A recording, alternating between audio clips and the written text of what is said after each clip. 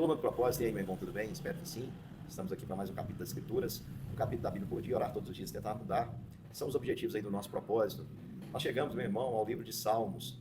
Os Salmos é o livro mais extenso das Escrituras, em número de capítulo. Ah, e você pode dizer assim, por que que isso acontece? Deixa eu dizer para você o porquê. Se você é de uma denominação, frequenta uma igreja que tem uma origem remota, uma igreja histórica, geralmente você tem aí uma coleção de hinos que foram selecionados ao longo da história da sua denominação. Alguns adotam a harpa cristã, o cantor cristão, nós presbiterianos adotamos o Inário Novo Cântico. E o livro de Salmos eram os cânticos dos hebreus, os cânticos entoados pelo povo de Deus. Eram cânticos que tinham fins didáticos para ensinar o povo sobre diversos aspectos e para várias ocasiões. Portanto, o livro de Salmos ele é o livro mais lido das Escrituras porque ele é um livro de desabafos, é um livro de rasgar o coração. Então aqui o homem fala a Deus de diversas formas, o homem reflete sobre Deus de diversas formas, o homem desabafa aqui seus sentimentos. Então nós vamos encontrar aqui uma mistura, um mix de sentimentos, alegria, tristeza, ódio, desejo por vingança, sentimento de abandono, ah, pânico, depressão, tudo isso nós vamos encontrar aqui, angústia, vamos encontrar todos esses sentimentos no livro de Salmos. É por isso que você não pode perder esse estudo, porque você vai se identificar demais. E é maravilhoso também, porque no livro de Salmos nós vamos encontrar várias revelações que o Senhor concedeu por seu Espírito a respeito de Cristo Jesus e a vinda do Messias. Eu tenho dito para os irmãos, desde o princípio do nosso propósito, que nós iríamos ver que Cristo iria sendo apresentado pouco a pouco na progressão da sua revelação. Lá em Gênesis 3,15 ele aparece como uma promessa, depois lá na escolha do povo ele aparece como uma aliança que no princípio a bênção estava sobre o filho Isaque, a nação cresceu, depois sobre Jacó, sobre os descendentes de Jacó, depois Deus estabelece um trono, um rei, promete que esse rei vai ter um filho que vai reinar para sempre.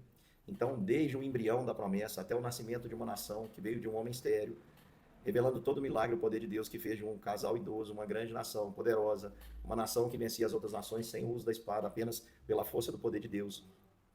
Ele traz agora uma solidez para essa nação, estabelecendo um rei. Esse rei não era Saul, que era o melhor, o mais alto, o mais bonito, o mais rico, mas Deus escolheu um desconhecido, um menor, alguém totalmente dependente, apesar de seus pecados, alguém segundo o seu coração, e esse alguém é Davi, que vai ocupar o papel importantíssimo, vai ser o rei, de fato, que vai marcar o trono, e jamais terá outro rei que marcará o trono de maneira tão forte como Davi. E a descendência de Davi agora, ela vai ser a expectativa, né? Todo mundo olha para a descendência de Davi esperando aquele Messias prometido.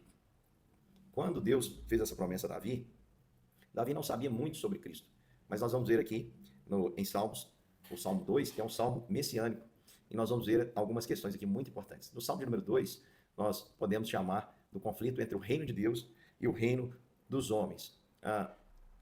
Entre tronos, o trono de Deus e o trono dos homens, nós temos um conflito incontestável e parece eterno da soberania de Deus, do Rei dos Reis e da humanidade que tenta, de maneira vã, se rebelar contra Deus e tomar aquilo que é próprio de Deus, que é o seu governo, o seu controle.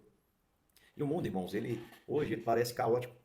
Nós chamamos Jesus de Rei dos Reis, mas sabemos que esse mundo jaz no maligno.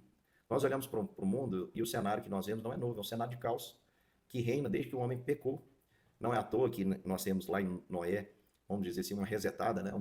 Um reset, um recomeço com Noé, e novamente o homem se corrompe para mostrar que todos pecaram. O pecado de Adão continua sobre todos aqueles que existem, que descendem de Adão. Mas Deus escolheu um rei para mudar toda essa situação. Porém, as nações, elas não querem se submeter a um rei que não seja de acordo com as suas expectativas. As pessoas querem um Cristo para elas chamarem de Senhor, mas que faça simplesmente a vontade delas. E não é assim. Então a gente vai dividir esse salmo aqui em algumas lições e aplicar na nossa vida. A primeira parte fala sobre a rebelião das nações. Diz assim: por que se enfurecem os gentios e os povos imaginam coisas vãs? Então os gentios se enfurecem, os povos imaginam coisas vãs, os reis da terra se levantam e os príncipes da terra conspiram contra o Senhor e contra o seu ungido, dizendo: rompamos os laços e sacudamos de nós as suas algemas. Espera aí, irmãos.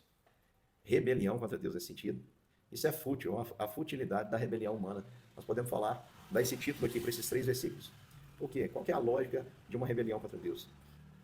É fundamentalmente, isso é algo que Calvino dizia sobre esse salmo, que é fundamentalmente irracional. Como ter autonomia do Deus Criador e que é providente também, que providencia todas as coisas. Mas o homem, de alguma maneira, ele está desde o princípio tentando uma separação com Deus. Nós somos atraídos pelas garras da graça, somos atraídos pelos seus laços de amor, mas o homem está sempre em constante rebelião contra Deus. E é uma rebelião universal, não é de uma nação específica, é uma rebelião que está sobre todos aqueles que ainda não foram alcançados, convencidos pelo Espírito Santo do seu pecado. Um homem que ainda não se arrependeu está em rebelião contra Deus. A Bíblia nos diz isso em Efésios 2, quando diz que nós estávamos mortos nos nossos delitos e pecados e éramos, por natureza, inimigos de Deus. Estávamos ali mortos, estávamos sujeitos à ira de Deus, estávamos afastados de Deus e éramos, por natureza, filhos da ira. Preste atenção, meu irmão. Nós, por natureza, por causa da nossa natureza corrompida, nós temos aí um conflito cósmico. O mundo caído, que inclui Satanás e seus anjos, que estão em constante rebelião, rebelaram no céu, continuam em rebelião na terra. E nós temos os homens que se rebelaram contra Deus e pecaram. No entanto, dentro da rebelião, nós temos aí a resposta divina.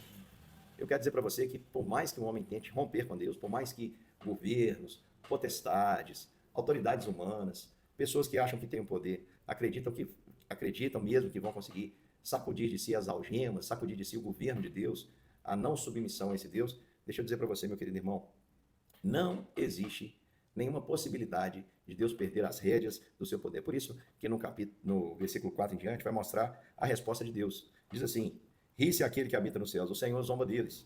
Na sua ira, a seu tempo, lhes há de falar, e no seu furor os confundirá. Ele diz: eu, porém, constituí o meu rei em Sião, sobre o meu santo monte, sobre o monte Sião. Constituí o meu rei sobre o seu santo monte Sião. O monte de Sião, figura de poder, de algo inabalável, né? E o rei que Deus escolheu está sobre esse monte que não passa. O que Deus está dizendo? O que o Salmo está dizendo? Que Deus dá uma risada, aquela risada que é irônica, né? É aquele sorriso que a gente dá quando a gente sabe que quem está tentando algo não vai conseguir, né? Aplicando aí no jiu-jitsu, é aquele sorriso que o professor lá, o faixa preta, dá no cantinho da boca, né? Quando percebe que tem um aluno iniciante que acredita que vai conseguir ali superá-lo, né? Não estou dizendo que isso não pode acontecer, mas nos termos aqui entre divino, o trono de Deus, e a rebelião humana, isso não vai acontecer jamais, irmãos. Geralmente no jiu-jitsu também não acontece não, tá? Dá aquele risinho, aquele sorriso, porque sabe que é em vão, né? O que Deus está dizendo aqui é que no tempo dele, no tempo certo, na sua ira, ele há de falar e no seu furor os confundirá. Que palavra oportuna para hoje em dia, pessoal. Por quê? Porque nós estamos vivendo um tempo em que parece que a maldade reina. O mundo está um caos, o mundo jaz no maligno, mas o império das trevas é um poder impostor, tanto que é chamado de império. Mas nós temos aí o reino de Deus, o rei legítimo, aquele que tem toda a autoridade dada por Deus, no céu e na terra, é Jesus Cristo. Então preste atenção, irmãos. A soberania de Deus, para ele é tranquila. Ele não fica preocupado em perder o seu poder. Os homens é que ficam nessa ansiedade por sua falta de fé, acreditando que de alguma maneira Deus vai perder a rédea. Deixa eu dizer para você, meu irmão, descanse no Senhor. Deus não perderá o controle jamais. Por quê? Porque o decreto dele é irrevogável. Apesar, por exemplo, de nós termos inúmeras falhas no sistema eleitoral, aqui no nosso país nós tivemos muitas dúvidas quanto à lisura das eleições. Isso acontece em quase todos os países, em quase todos os lugares.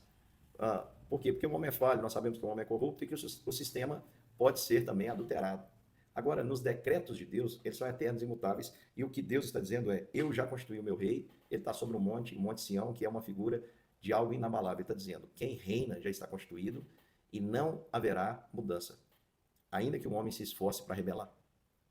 E ele ainda continua falando, né, sobre o seu ungido, que é mais uma lição que a gente percebe aqui neste salmo messiânico, que é a proclamação do ungido. A partir do versículo 7 ele diz: proclamarei o decreto do Senhor. Ele me disse: tu és meu filho, eu hoje gerei, pede-me e te darei as nações por herança e as extremidades da terra por tua possessão, com vara de ferros a regerá e as despedaçarás como um vaso de oleiro. Numa primeira aplicação, irmãos, este salmo se refere a Davi, e de uma maneira geral a gente tem que olhar para esse salmo de uma maneira ampla. Primeiro, lá dentro do reino de Israel, esse era Davi, que Deus prometeu dar a ele ali a posse das nações, os inimigos não poderiam resisti-lo, mas em última instância isso aponta para o Messias. Por quê? Porque Davi também era pastor, mas o supremo pastor é Jesus. E é por isso que aqui diz sobre a vara de ferro que regerá. A tradução nada mais é que cajado. Aqui está dizendo de um cajado do pastor que não quebra. Reger, a tradução também é pastorear. E aqui diz que Deus despedaçará, o ungido do Senhor despedaçará as nações como um vaso de oleiro. Então, quem é o Rei dos Reis? O Filho de Deus. Quem é o unigênito Filho? Quem era o unigênito Filho de Deus? Jesus. E porque ele era, porque ele se tornou primogênito. Hoje todos nós somos filhos do Altíssimo por causa da morte do unigênito, do Rei dos Reis e do Senhor dos Senhores, que vive para todo sempre. O seu governo é sempre eterno, o seu pastoreio é supremo, ninguém quebra o seu cajado, a sua vara é de ferro, e se as nações resistirem, ele as quebra como quebra vasos de barro. É interessante essa cena dos vasos de barro, porque dentro do contexto bíblico, vaso de barro não é o fim, mas tem a ver com o remoldar do oleiro. Então Deus humilha as nações, ele permite muitas vezes que as nações passem por governos humanos, até para que o homem tenha um contraste de em quem ele quer confiar. Ele quer confiar em alguém que é corrupto, que é corruptível, que é enganoso, que é tirânico, ou ele quer confiar num rei que o ama, que o pastoreia, o bom pastor supremo, que tem um cajado inflexível de ferro, mas que tem um amor ao ponto de morrer por mim para não me perder. Esse é o supremo pastor, o bom pastor que dá a vida pelas ovelhas. E ainda, o Salmo vai terminar trazendo a verdade de um chamado nosso, não à rebelião, mas à submissão, começando das autoridades. Diz assim: agora, pois, ó reis, sede prudentes, deixai-vos advertir juízes da terra. Olha, o que Deus está dizendo é: juízes, reis, se dobrem diante do pastor. Naquela época, pastor de ovelha era uma função extremamente desprezada. Os valorizados eram os reis, os juízes, os magistrados, enfim, os guerreiros. Os pastores eram a ralé junto com os pescadores. E o que Deus está dizendo é: reis da terra, juízes da terra, servi ao Senhor com temor e alegrai-vos nele com tremor. Parem com rebelião, parem de querer ser autônomos, sejam servos, servi ao Senhor com temor. Parem de reclamar, alegrem-se com tremor diante do pastor. Beijem o filho, para que não se irrite e não pereçais no caminho. O que Deus está dizendo é: trate esse rei que eu ungi, que eu escolhi, que eu estabeleci, que o seu trono é sempre eterno, que é inabalável, com todo o amor. Beijo significa honra, era o ósculo que era dado àqueles que eram honrados pelos outros.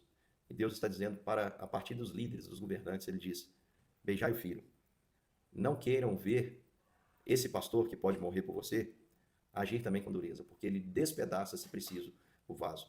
Ele nos quebra, ele nos fere para não nos perder. Não duvide disso. A prova é que ele morreu para não te perder. Te corrigir é o mínimo.